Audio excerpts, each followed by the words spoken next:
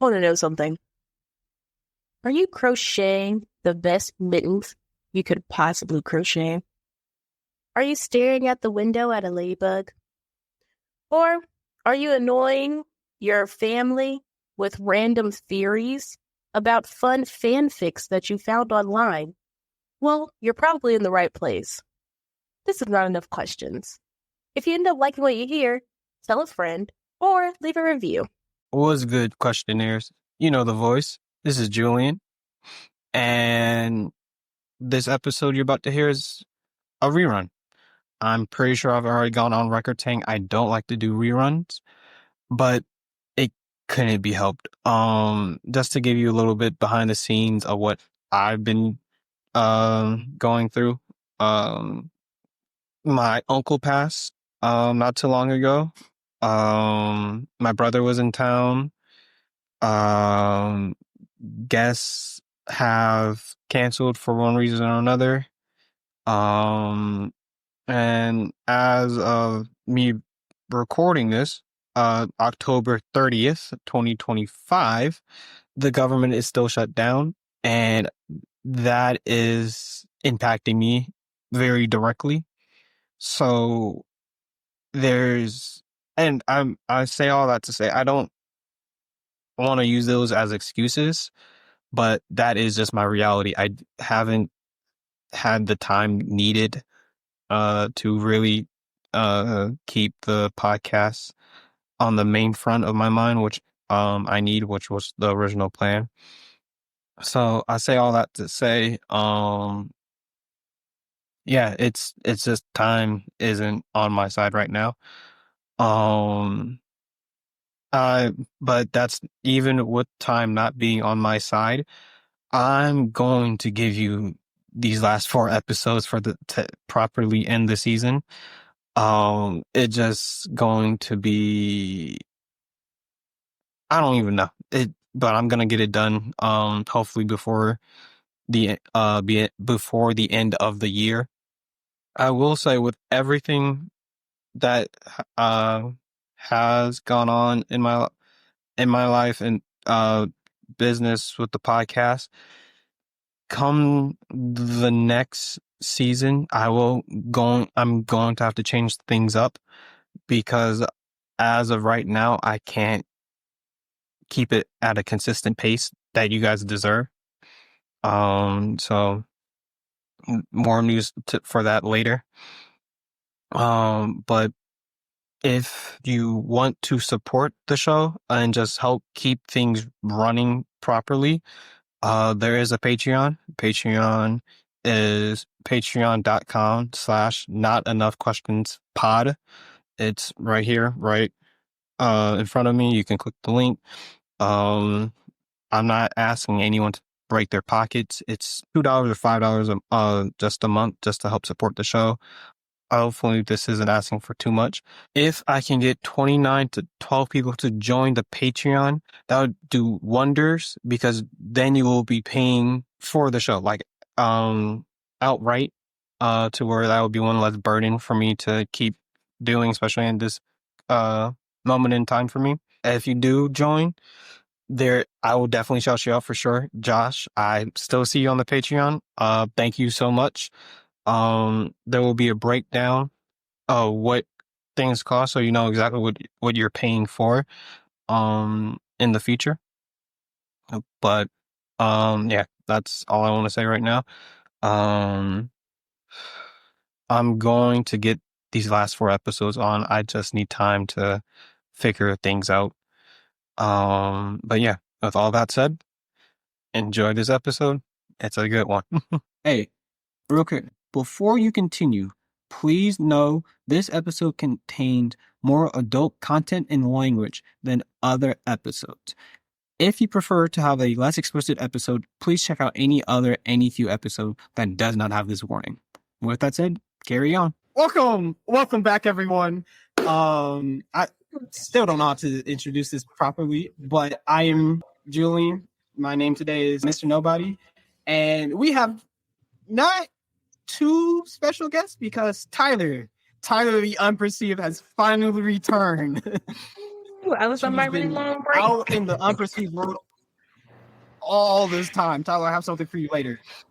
But Oh no. Unfortunately, Tyler, you're not the star of the show because we also have Logan. Logan's here as well with us. Hey guys. Tyler, do you remember the question? I'm pretty sure I do. Just I'm say just no. sad. I'm sad because I don't have my banners, but it's okay. I'm gonna have my banners in the next episode. I know it. I believe in us. but, Yes. but I'm pretty sure our question is what are 3 positive things about you and 3 negative things about you? That is it. That is it right there. So, Logan, I'll let you start off either if you want to do the positive or negative first. Be your guest. We'll So 3 of each. all share at some point in time. Mm-hmm. Okay. Do how you want it. Do how you want it. Okay. So full disclosure, I chose the questions I chose because they seemed like they were good questions that fit with my mission of why I am putting myself out there on Instagram and podcasts and stuff. But I did want to. I didn't want to just come on with like a script of like exactly how I'm going to answer these questions. So, Yeah. if it sounds like I'm not very polished, it's because I'm not in regards to these questions. So 3 positives about me. Number 1, I care very deeply for other people and other people's feelings. Okay, I'm not. My purpose is not to like with everyone. I'm going to show you also a negative, but I guess with this one it can be. The dark side of that, I call it the dark side of empathy. Is I mean, people talk about people pleasing. It can be that to an extreme, which in and of itself, of course, if I'm being unhealthy, could lead to manipulation, right? And all these kinds of things. So, I care very deeply for other people, and I don't want to see people hurting. That's a good thing, but I can also really struggle with like overthinking and overanalyzing every little thing. Like you talk about, I send a text and I see that you read it, or I see the little ellipses, and I will spend like 2 hours thinking about that if I'm not sure. Yeah. That's me. I That's get it though. Another positive about me is I do take ownership of my crap, of which I have a lot. I have a ton of baggage, and I definitely have negative tendencies for sure. Working on a lot of progressive victory there, but I will always have negative tendencies, and I've got to do what I can to be healthy with those. A third positive about me is my wife might disagree with this because we're obviously so close. Believe it or not, Carrie, my wife, I tend to find the silver lining. I tend to find, the optimistic side to things. I'm laughing because like I can also be a total pessimist and I can catastrophize and like because I tend to be very pragmatic and like, well, I don't know if this is gonna work out because this, that, and the other. But like when crappy things happen, I would say I tend to have a pretty good attitude about like, well, what can I learn from this, or what's a blessing even in the midst of all this chaos, or what have you. Because I gave you one. I can have that dark side of empathy and that people pleasing. I've always struggled with insecurity. And again, that feeds into the first one, right? What do people think of me, that kind of thing. But where it can be really unhealthy is I can really struggle with wanting to feed my ego. Not because I think I'm such a rock star, but because I can struggle with that insecurity, I want to be the rock star. I want to be cool. Because for so long I felt like a loser. And so I can really want to feed that ego. So I struggle with that for sure. I tend to be very emotional. This is my third one. And I can catastrophize, to the nth degree. I've struggled with anger very deeply in my life. I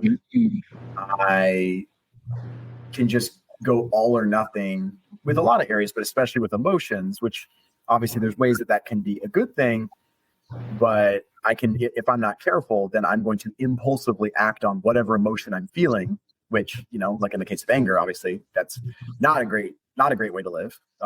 So that's another area where I've done a lot of work, but yeah.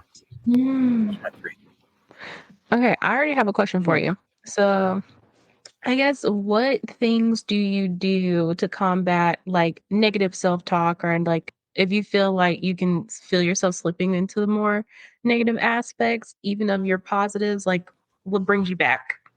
Yeah. I hugely value saying true things. Like, and what I mean by that is because like there can be a version of it, I think, of like self-talk or self-love or self-esteem where it's like kind of pie in the sky. And so like I'm not, I'll give you some examples of things. Like, I'm not saying that this is like stupid. I'm not saying this is a dumb thing to do. It's not what has been helpful for me. I'll just put it that way. Okay. So like I don't write a sticky note on my mirror that says like, Logan, you are going to kill it today. You are, and again, I know people that do I that, mean, and like that's a help.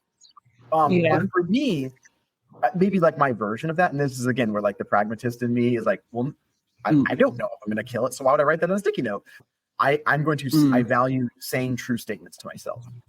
So instead of, like I was talking to a buddy I'm here in my office talking to a coworker, my buddy, and we're talking about the soft. I'm not a tech savvy guy. We're talking about software that he was helping me with something, and I was about to say like I'm not good with technology, and I changed that verbiage to my tendency is to easily get overwhelmed if I don't figure it out, because I got to remember that if I say I'm not good with technology, I'm basically putting one more brick in that wall, right? If like Right.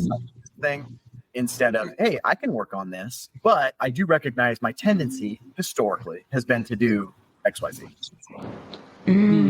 That's good.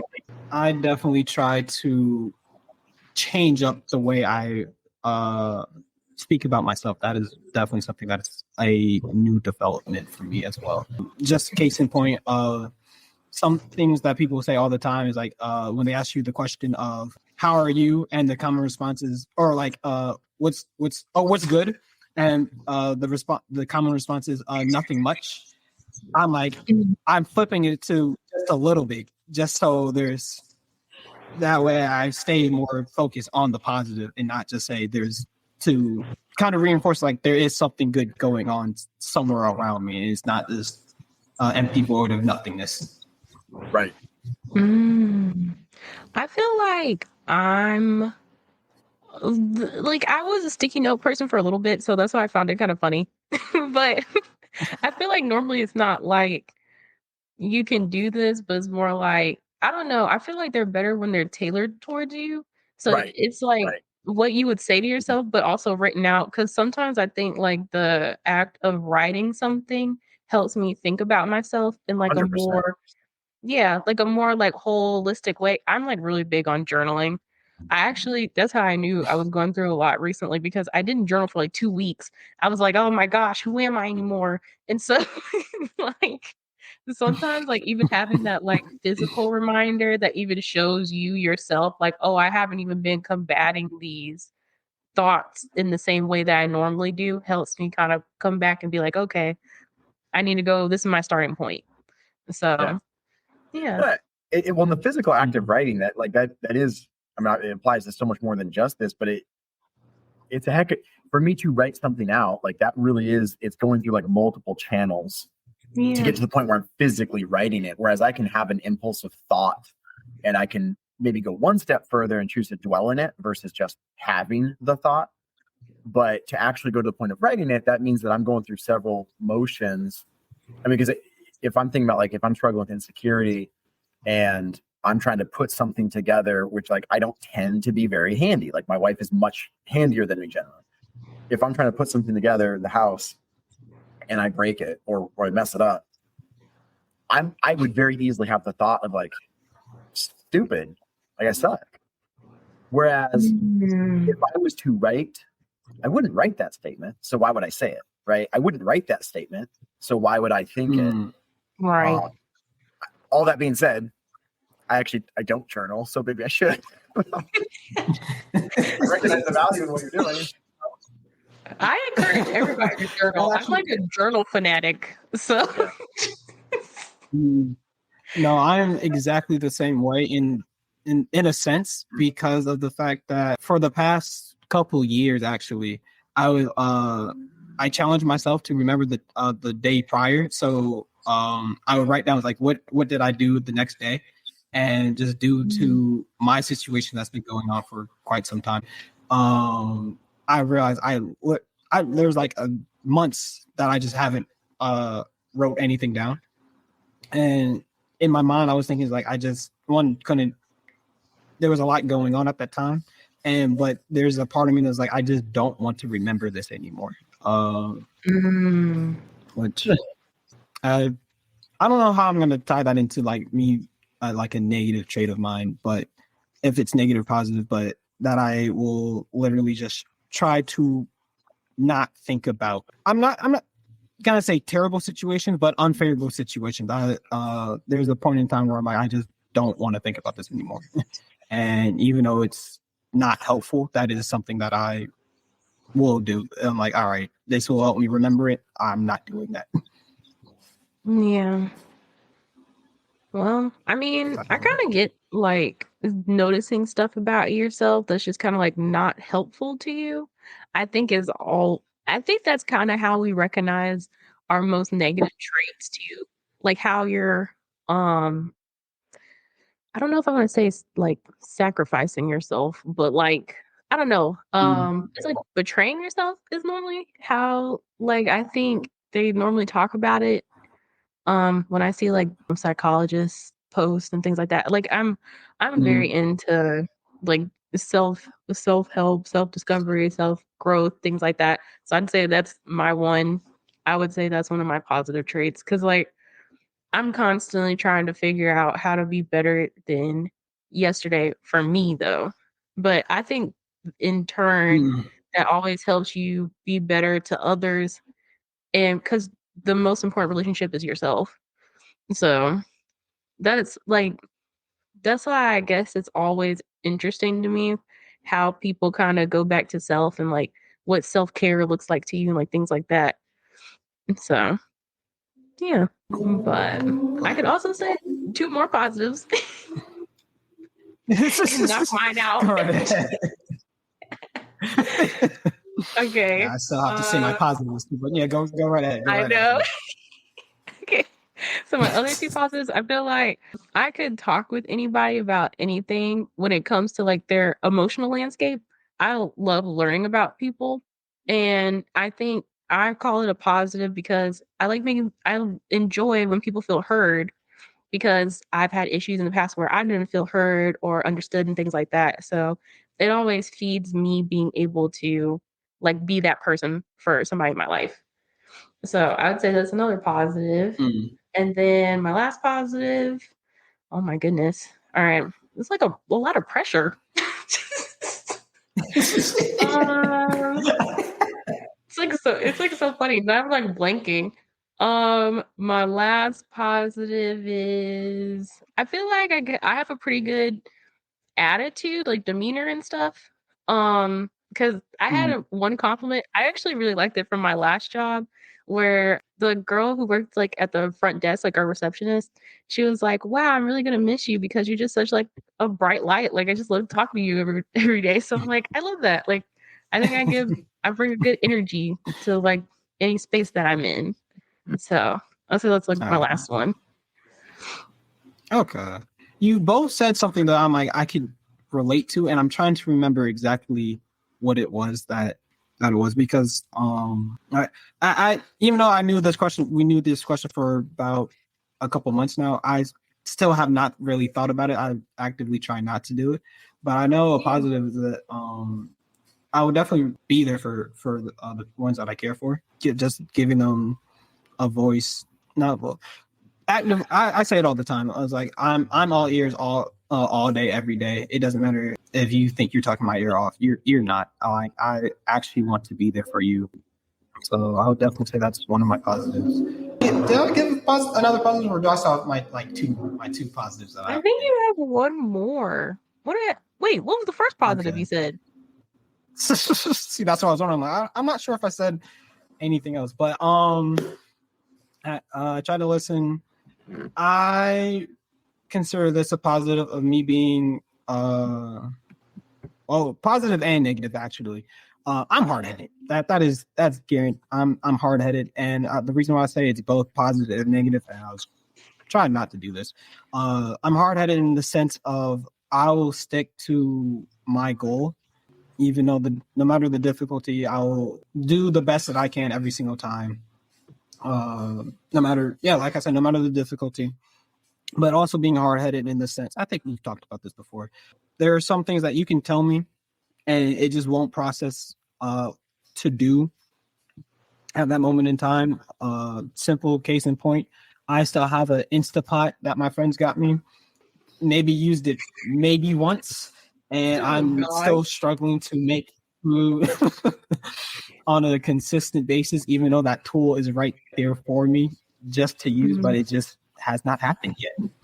Oh my gosh. No, I remember this in one of our other episodes. I was asking him if he uses temperatures, and he was like, "No, I just cook things." And I was like, "Why would you do that?" Like, oh my gosh. This is true. I've been caught in some type of K. Logan, do you have anything else to add to your positive, negative traits or anything? Because I have a lot more questions that we. No, I mean, one thing about me is this is a negative is I can always talk, so I'm gonna stay shut up for right now.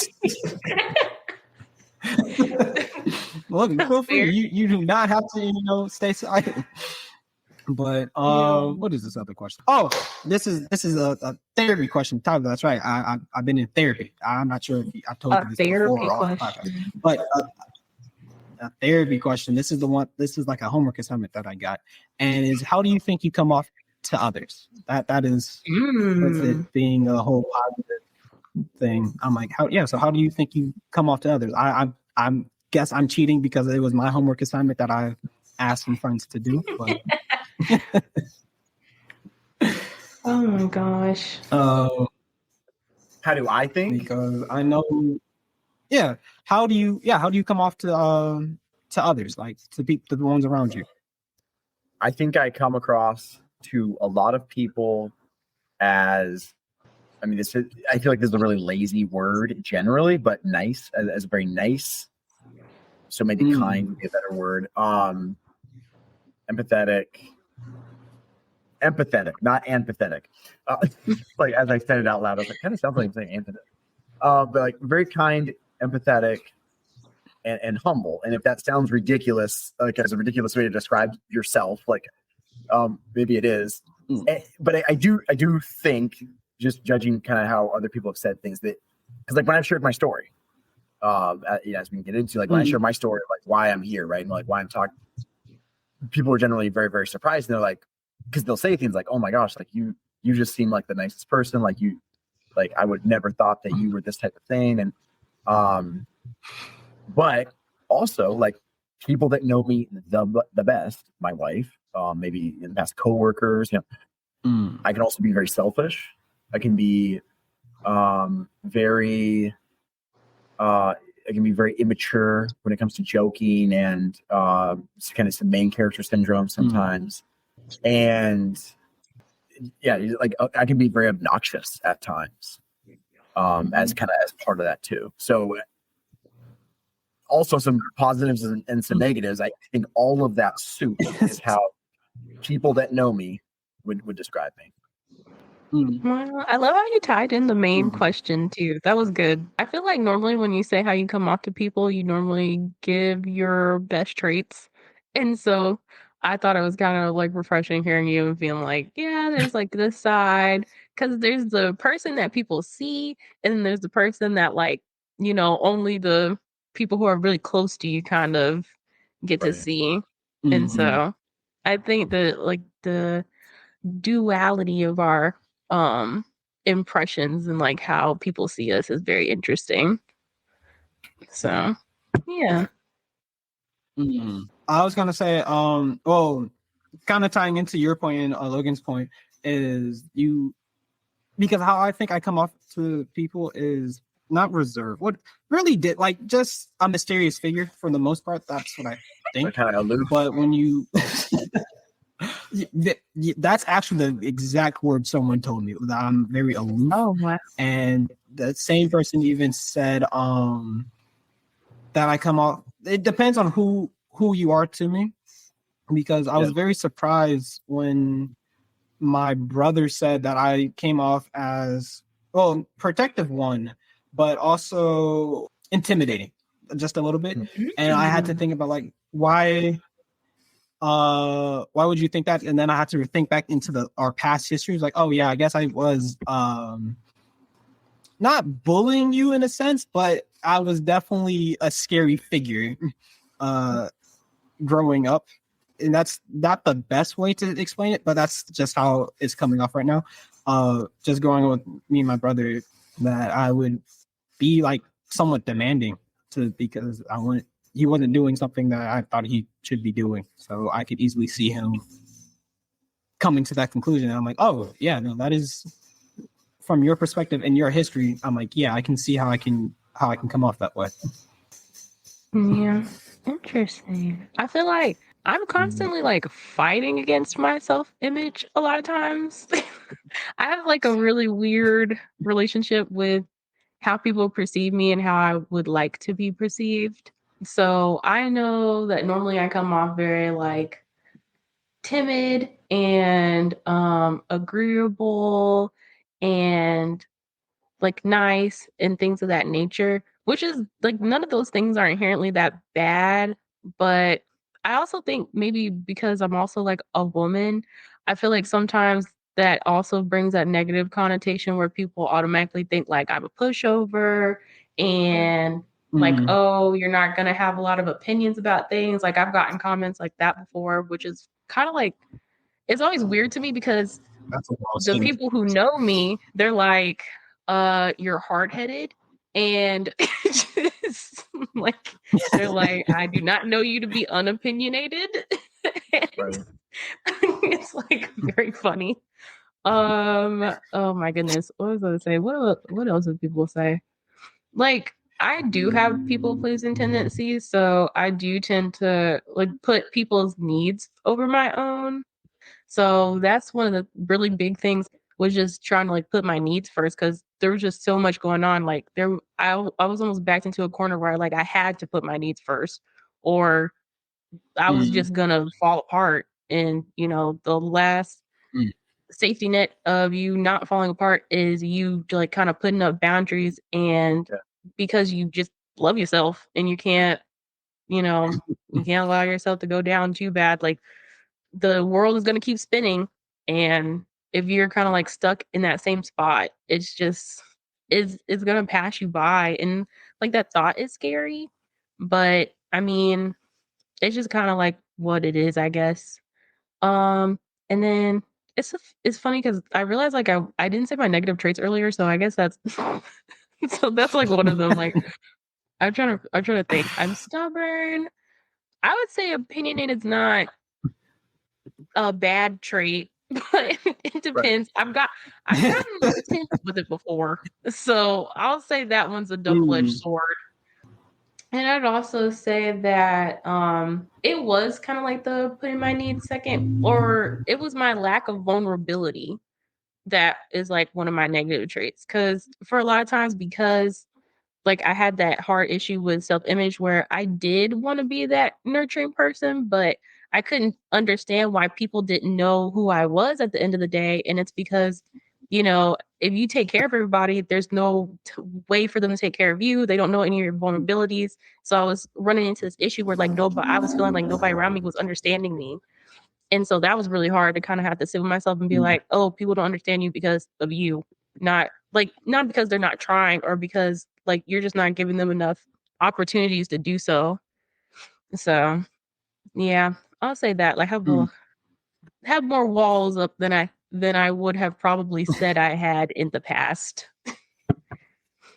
I can agree with a lot of what she's saying and appreciate that.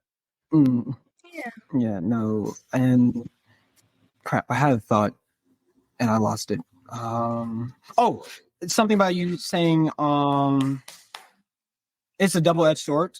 I feel like that's actually what happens with a lot of traits that we see ourselves in because, like I said, me being hard-headed itself, I'm like, depending on who's on the receiving end, will find it a negative trait because I honestly do think for the most part, people want to do the best that they can, but their best, kind of like how you were saying, look, how you were saying you wanted to be, you're dealing with a hero complex.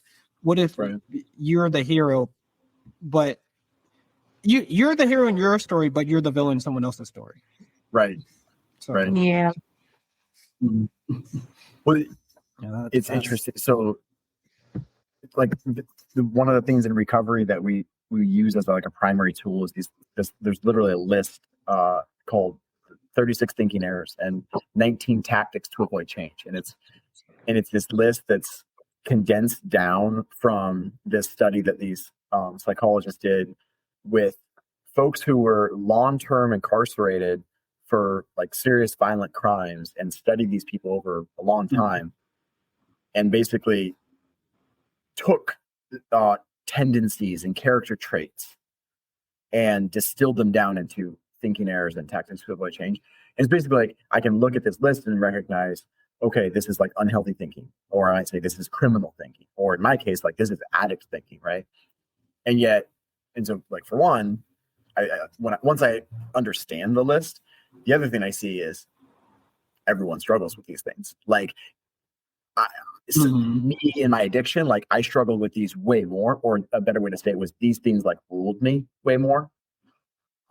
Whereas like the average person that's relatively healthy, they're not probably ruled by them, but they can still get there.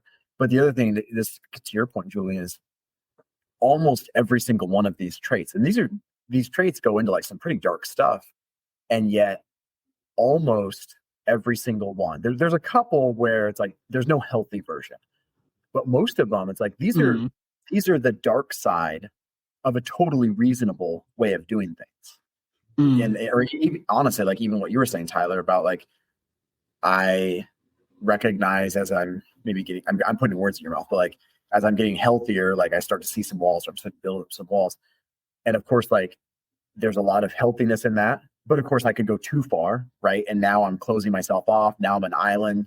Now I'm isolating, and I'm not going to be vulnerable to anyone. So it's just crazy that I this is my personal belief, is I do think like my natural tendency as a human is if I don't have healthy balance, if I don't have healthy infrastructure, like I will just tend to get less healthy over time. But the pendulum will swing in different directions. It'll look different, but if I don't have like healthy people in my life and healthy feedback and stuff, I'm just going to tend to get less healthy. I don't think I tend to get healthier just by accident. That's true, though. I think that's like such a good point to bring up too. That like being a healthy human being is work, it's effort, and like, and not only just like, oh, I did it once and I worked on it. It's like constantly, like even stuff where I'll have to even now be like, oh, I'm putting a wall up. Why am I putting a wall up? Like, there's no reason to do that.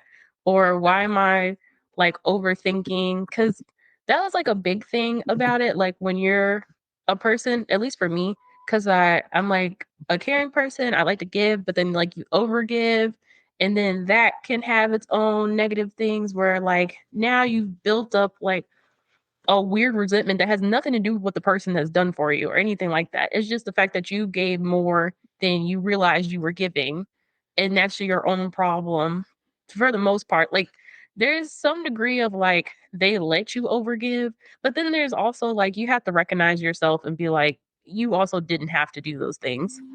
So I think like even like I had friends who when I got to college, I hadn't even thought about the fact that I was needed to work on my people pleasing tendencies or anything like that. But they had gotten to the certain point where they're like, oh, I think I'm like trauma dumping on you. Like two of my friends said that to me. They were like, I think I'm trauma dumping on you. I think I need to stop doing that as much, and I want to make sure I'm being a better friend to you. And it was so weird to me because I was like, what are you talking about? Like, I'm totally fine. Like, I love hearing like what's going on in y'all's lives. But then I realized what it was that I'm so used to not creating spaces in friendships where I can also tell them what's going on with me, that I didn't realize that they were just telling me everything. And like they recognized it was unhealthy before I did. And so I appreciate the fact that I have people in my life who are working on themselves so much that it's helping me grow. And so you kind of have to like meet each other. And that's a really cool thing to like kind of see in your relationships. Yeah. That sparked two ideas in my head. First, I want to get back to the Logan point about too much. I was thinking too much of anything is could be bad. Like the saying is, "An apple a day keeps a doctor away," right? But just a random fact. I think it was like if you eat 1,000, mind you, this is a really absurd number, but if you like eat 1,000 apples in like an hour or something, it would actually kill you because of the sulfur from the apple skin and everything. But going back to your point, Tyler, I also think that's also one of my negative tendencies is that I stay in situations way longer than I need to be. And that's due to the fact that I think I see the good or I see like the positive outcome of things. And it's just, I'm like, if I just do this one extra thing or do this another thing or do this other thing, I can, because I never try to get people to change their mind per se, but get them to realize to like, all right, this is a problem. This is something like but at a point is like you can only point out something so many times before it's like, okay, what are you doing here? Because right. if someone wanted to see it, they would see it at some point. So I think that's another. I stick around way longer than need to, than I need to. And then with all, this is I don't know how this question is going to come off, but another question that I thought of that I kind of was scrolling through Instagram and everything is how, I don't know how to put this completely. Let's actually let me read it and see. There's two. Let's. Do you want to go into the future? Or do you want to go into the past? Because there's two scenarios that I have for which direction you want to go. You asking me? Yeah, just what? Because let's go I have two extra questions. Let's go to the past. Let's go to the past. All right, cool. Let's go to the past. And is there what lesson or words of wisdom would you give your past self? So I get asked this question a lot because I'll approach it kind of from different angles. Basically, what I never ever try to do in this imaginary scenario is I don't try to imagine like what words of wisdom could I say that would get old Logan to not make the stupid, hurtful, destructive choices. Because I don't know that those words existed.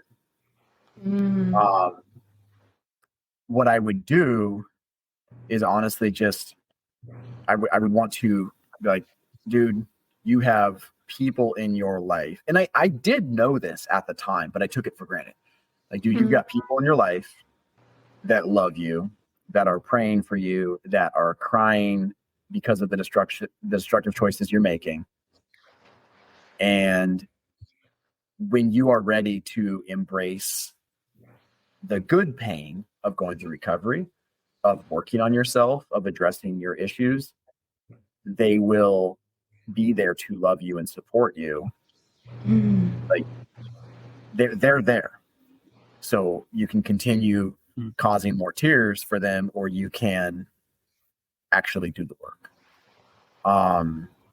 Because I had people, give me good advice. I had people ask me tough questions, and I wasn't there for that. My tendency throughout my life has been, I will play in the fire and I'll know the right moment to jump out before I get burnt. And not only did I try to do that, I also was, putting my family in the fire too, right? For a lot of years. But I don't, I don't think there was any like magical advice that I'd be like, oh, if you could just know that. I know I knew that I was making terrible choices, and it wasn't enough to know that I was making bad choices, you know. But just to emphasize to myself that how important infrastructure is, and that like there are healthy people out there that love me. Yeah.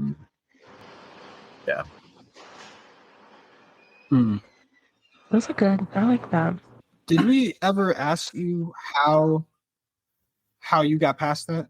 Like how you got what was like the thing that made you change that with all this negativity that you Yeah. surrounded you? And so like obviously, you know, I've talked with you guys offline about a little bit of my story and stuff like that. But I mean, just like the super 30,000-foot view is, for years I had a sexual addiction where I was not only addicted to pornography, but this also got to the point where I was having sexual affairs with other women. I was hiring prostitutes, phone sex. I mean, it was, and this was all, or this was almost all while I'm married and as the dad.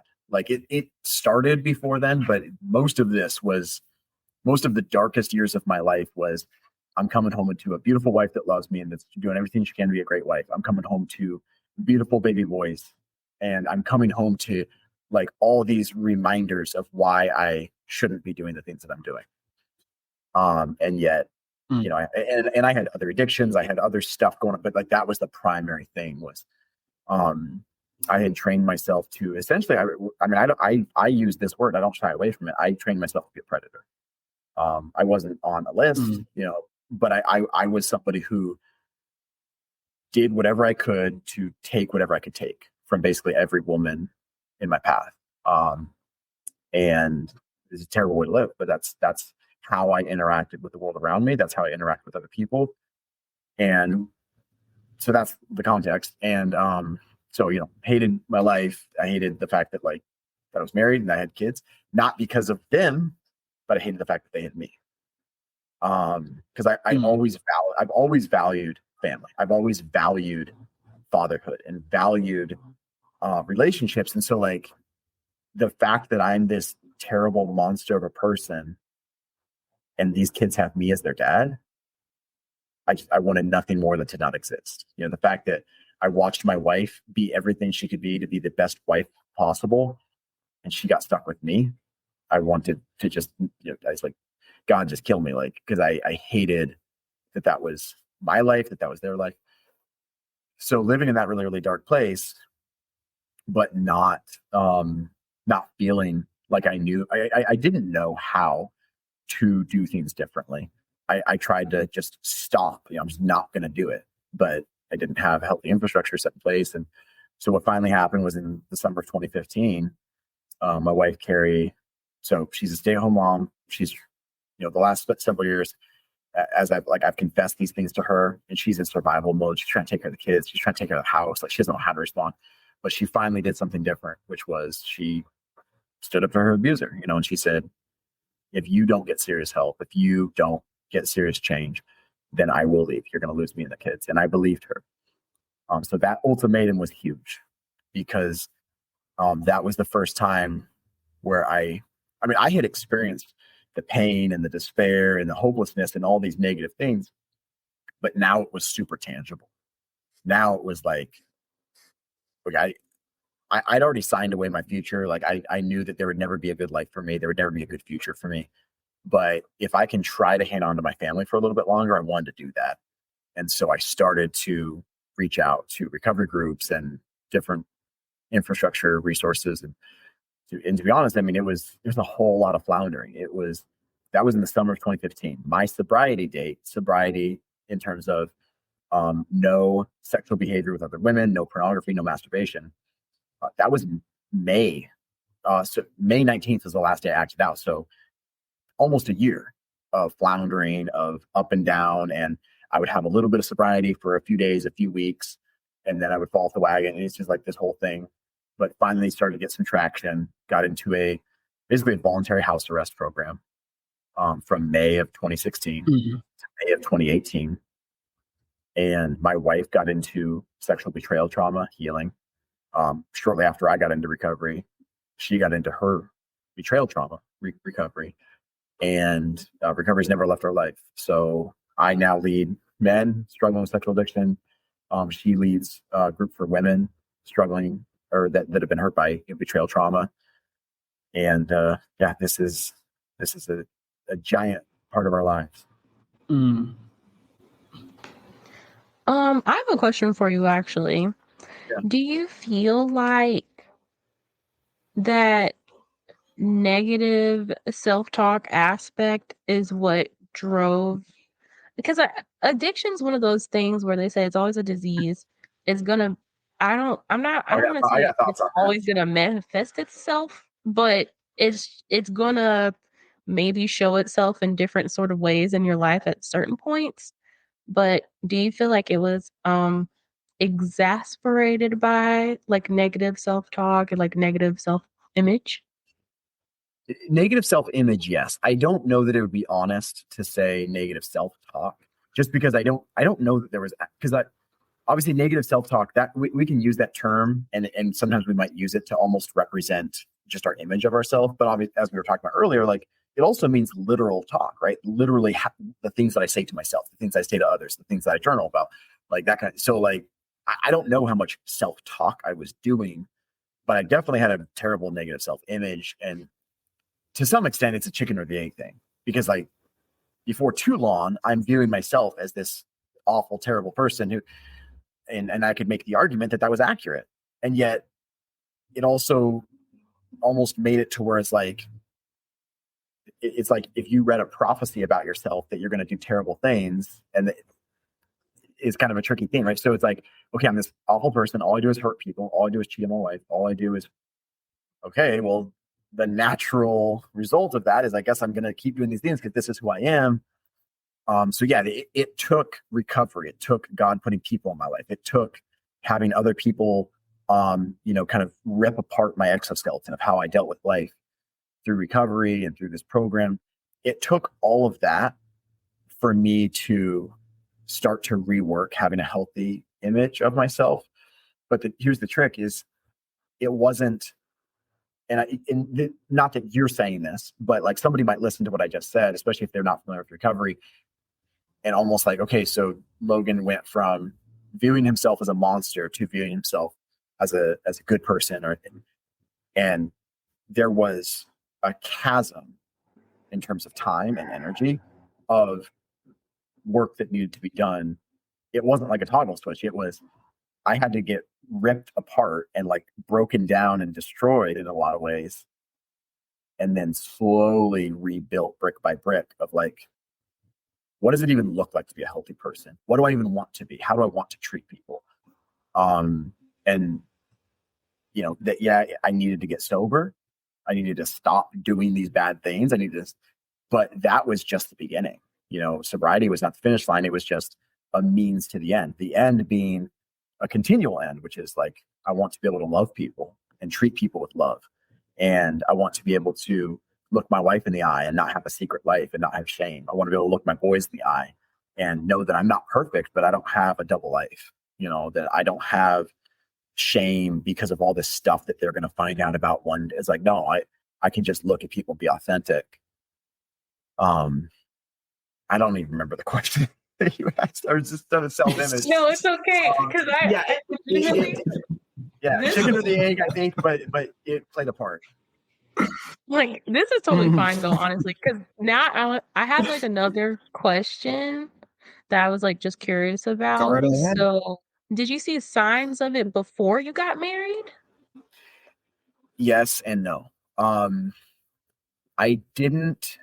So I looked at porn from time to time, and I always felt bad about that, and I didn't like that I did that.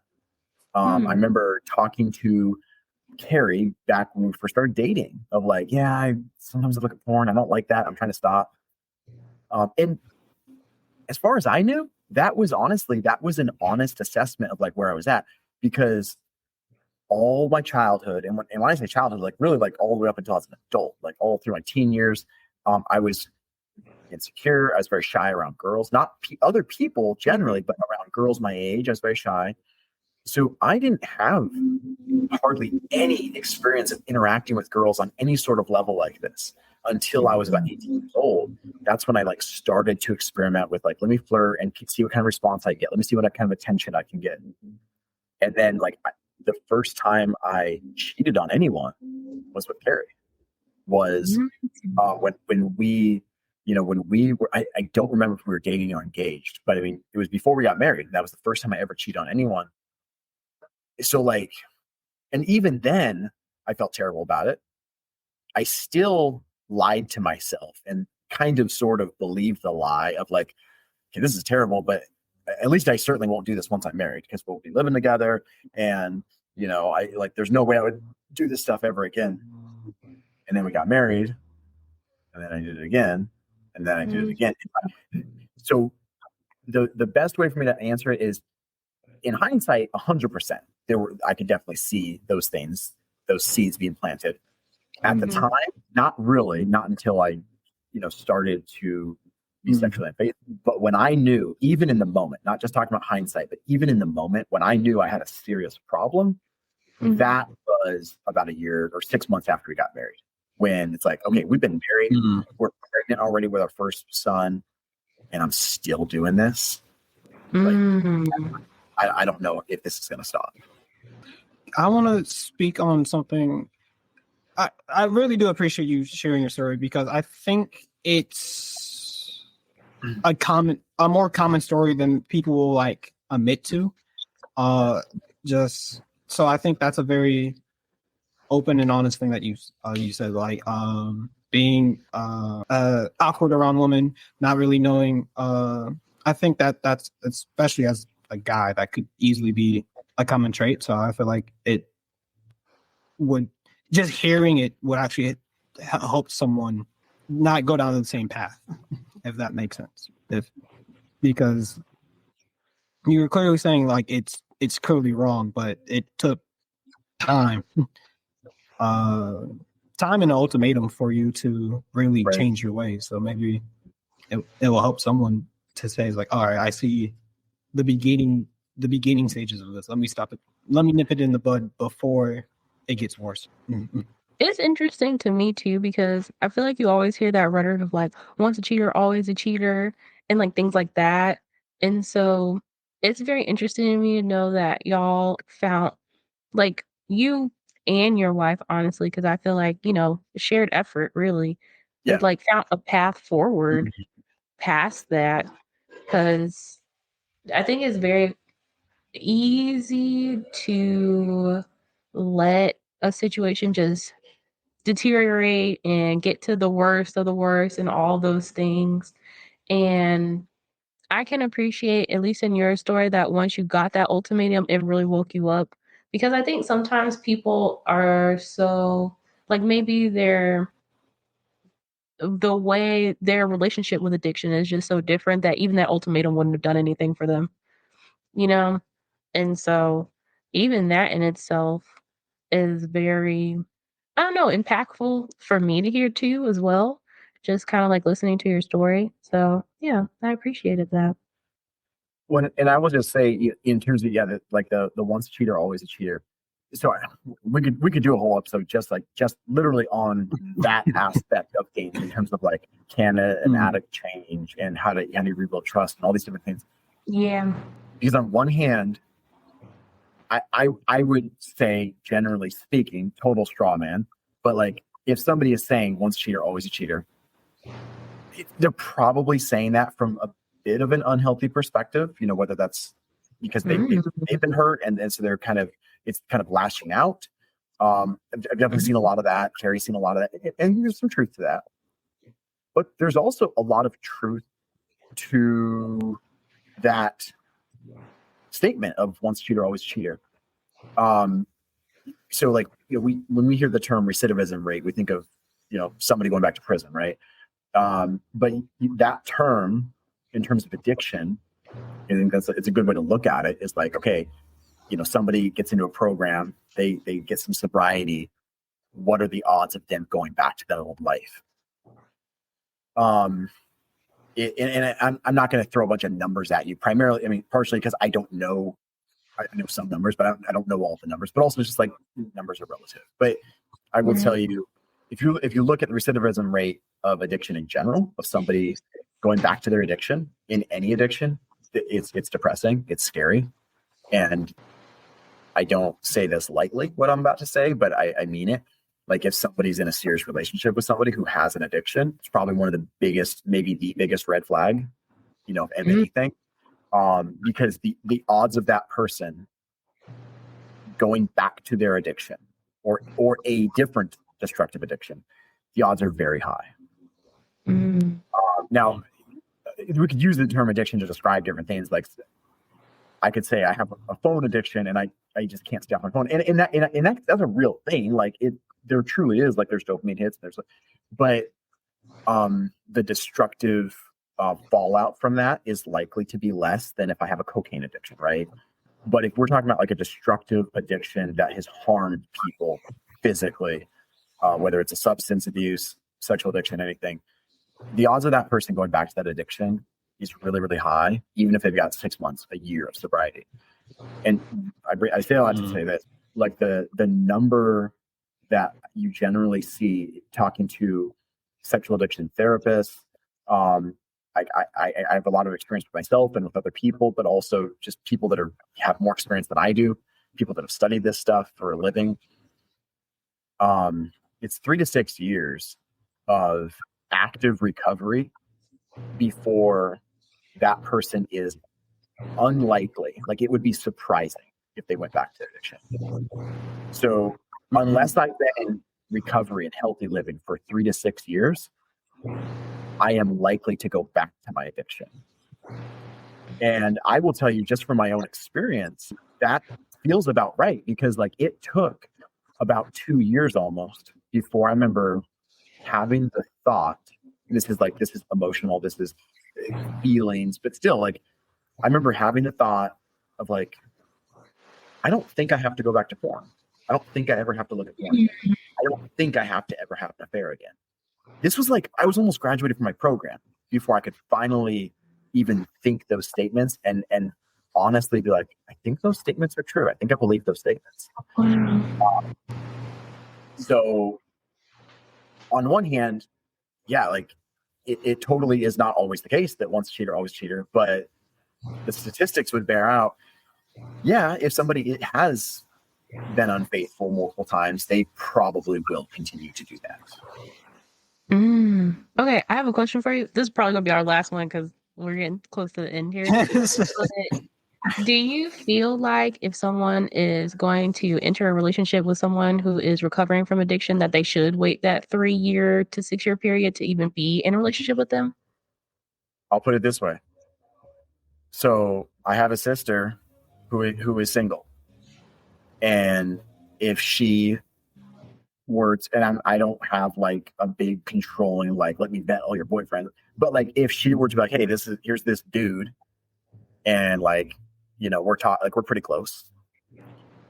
If he was less than 2 years away from any addiction, for whatever my advice is worth, and she does, she puts some weight in that, I would very strongly counsel her away from having a serious relationship with that person, 100%.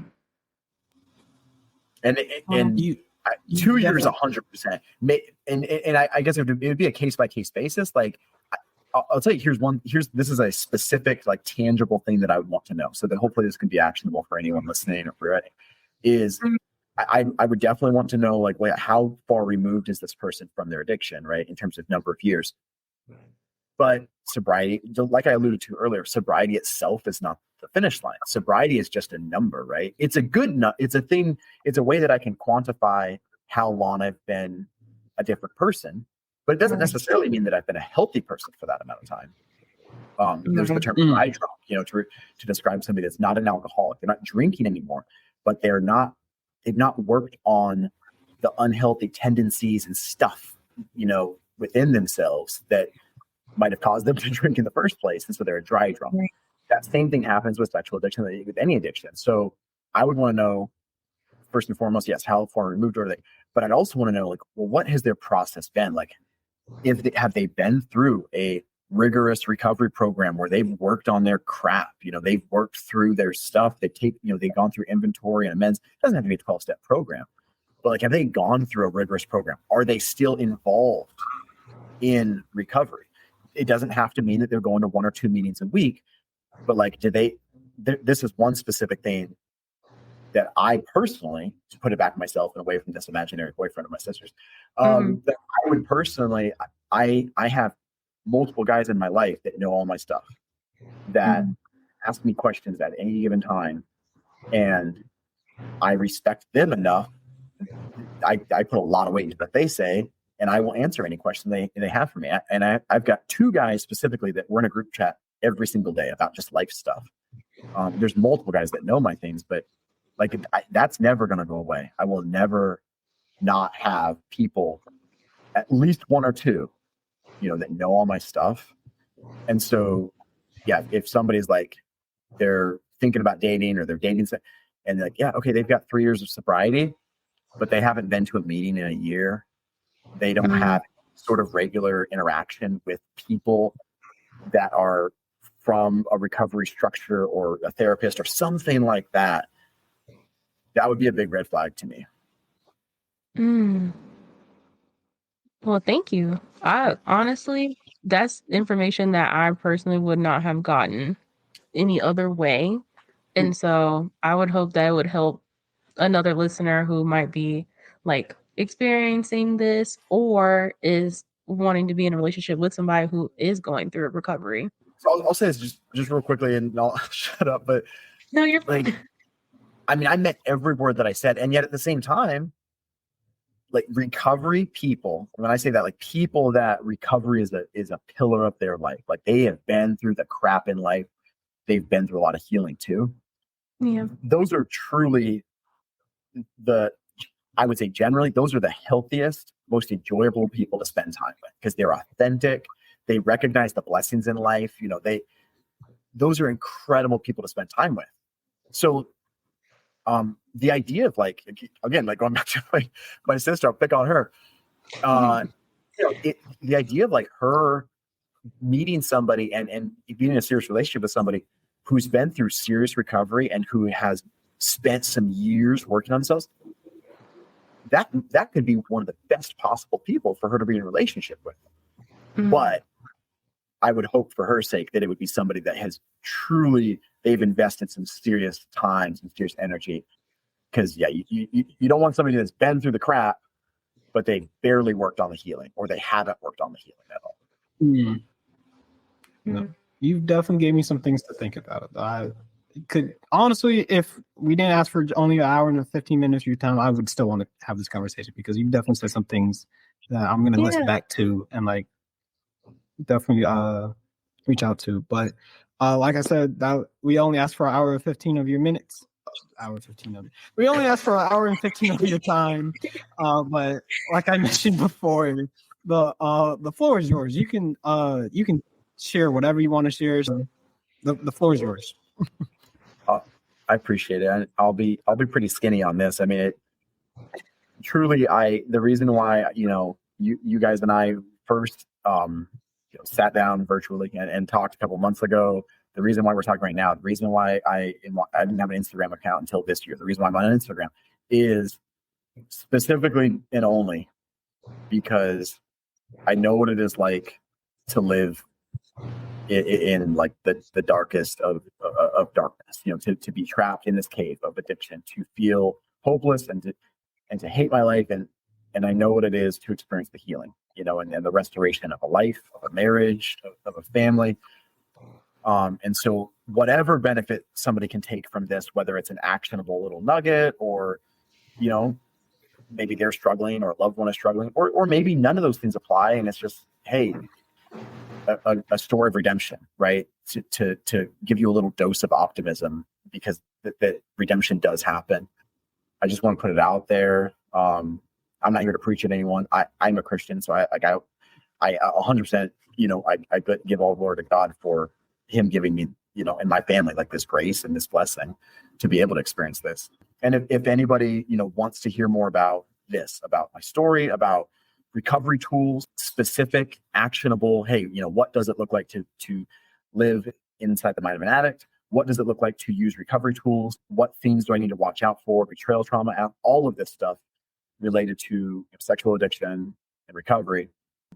Give me a follow on Instagram. That's the best way to get in contact with me or to see more content at No Longer in Bondage. You can search for Logan Hufford. I think I'm the first one to come up. It's not that common of a name, but No Longer in Bondage is my handle, and it's periods in between the words. No Longer in Bondage. And that when like I said, I never had Instagram before, but like when I was planning out, because I started on a podcast first, and I didn't have a social media for this, and everyone's like, well, where do they find you? And I don't do this for a business. There's no I'm not funneling people to sell anything. But I decided to do an Instagram just so that people could have a landing page, so to speak. But that's been a beautiful thing. It's been incredible the way that God's opened doors through Instagram with people all over the world. I mean, like the first 2 people to message me that I didn't know were from London and Florida, and the third dude was from Africa, like literally all across the globe. And yet all 3 of these people are like, dude, I've been in those shoes. Or in some cases, like, I'm in those shoes, and I didn't think other people struggled with it. And then here's the crazy thing is one of the last people that's reached out is actually somebody who lives in Alaska, who I've actually met before. We weren't friends. We didn't really know each other, but he followed me on Instagram and didn't know any of this stuff. And then he's like, dude, and he shared his story with me and everything. And so I had met him before, but he would not have reached out. We would not have interacted if it weren't for Instagram. And so it's like, it's been a beautiful thing just to try to, to try to share this light. And as I always put it, it's like just to show other people that there is a way out of the cave, that they're not alone. But there's a way out. They don't have to stay trapped. Say it one more time. Yep. So my Instagram handle is at No Longer in Bondage. So no.longer.in.bondage. And again, if you search on Instagram for Logan Hufford, I think I'm the first one to come up. Yeah, I'll definitely have put that in the description. So if anyone ever sees this, they have a direct access to you. For that is definitely going to be there. But thank you so much. I don't have any expectations for these episodes, but I really appreciate you sharing. Before I'll let you get out of here and we end things, I just need to do the thing, and that's it. But I also say, with tying it with everything in, anyone who listens to this, can you please fill out the audience survey that's also going to be in the description, and listen to the outro. Here's the thing. It actually comes from Charlemagne the God from the Breakfast Club, which I find kind of fitting with the topic that we talked about and what history I know that people have with him. But the quote is, give yourself the love you want others to give you. Yeah. That's it. So with that all said, don't forget to ask yourself, ask others, and never stop asking questions. See you. Bye. If you enjoyed the episode, there are a couple of different ways to support our show. Leaving a review, following us on Twitter, Instagram, or YouTube, or even becoming a supporter on Patreon for $2 or $5 a month. There, you'll have access to never-before-released visual episodes, funny bloopers, polls, and you can even pose a question. The links can be found in the description. The easiest way to support us is by telling a friend. Thanks for listening.